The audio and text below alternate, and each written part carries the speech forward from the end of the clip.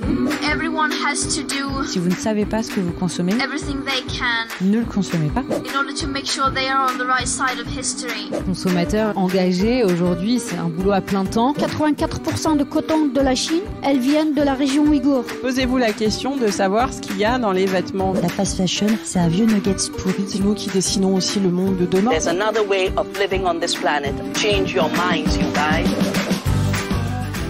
Bienvenue dans Nouveau Modèle, le podcast sur la mode responsable et engagée.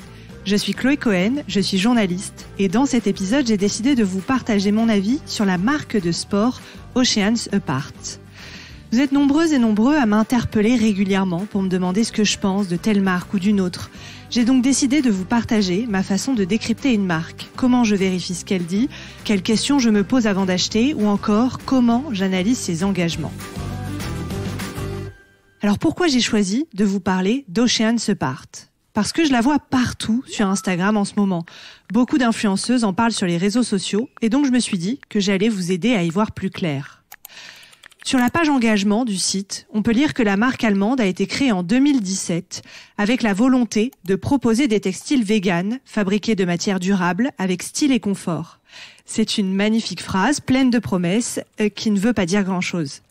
Sur le côté vegan, ça m'agace énormément. Quand on vend des vêtements de sport en matière synthétique, évidemment qu'on n'utilise pas de matière animale. Mais ça ne veut pas du tout dire que la marque se préoccupe du vivant.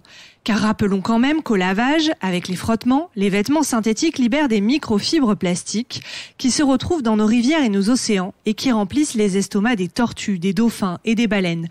Je vous laisse imaginer les conséquences. Et puis qui dit synthétique dit pétrole et dit matière ultra polluante. Donc là, on nage en plein greenwashing. De façon générale, sur les matières premières, ils disent utiliser des matières recyclées. Mais on ne sait pas lesquelles. On ne sait pas non plus dans combien de leurs produits on retrouve ces matières recyclées, ni ce qu'elles représentent en pourcentage dans chaque vêtement. Donc ces informations sont beaucoup trop légères. En cliquant sur des fiches produits au hasard, j'ai vu que certains vêtements étaient composés de 50% de polyester recyclé, mais bon, je n'en sais pas beaucoup plus. Côté droit humain, la marque dit être membre de la Fair Wear Foundation depuis le 1er juillet 2021.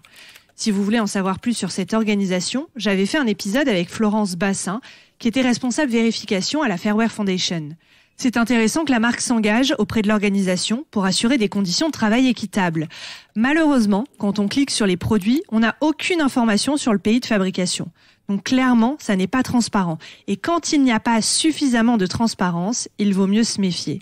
Pour moi, c'est mauvais signe. Alors heureusement, avec la loi anti-gaspillage pour une économie circulaire dite AGEC, l'origine des textiles devra figurer sur l'étiquette de nos vêtements à partir du 1er janvier 2023.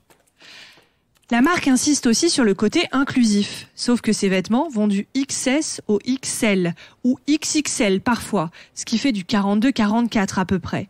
La moitié des Françaises font plus d'un 42, donc ça n'a absolument rien d'inclusif et dans ce cas, il vaut mieux ne rien dire. De façon globale, on trouve une centaine de produits, rien que dans l'onglet nouveautés. On pourrait même s'arrêter à ce critère.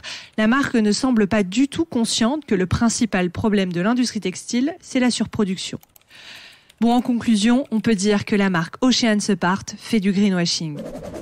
Voilà pour ce décryptage. N'hésitez pas à me dire ce que vous en avez pensé, de la longueur, du format, du contenu.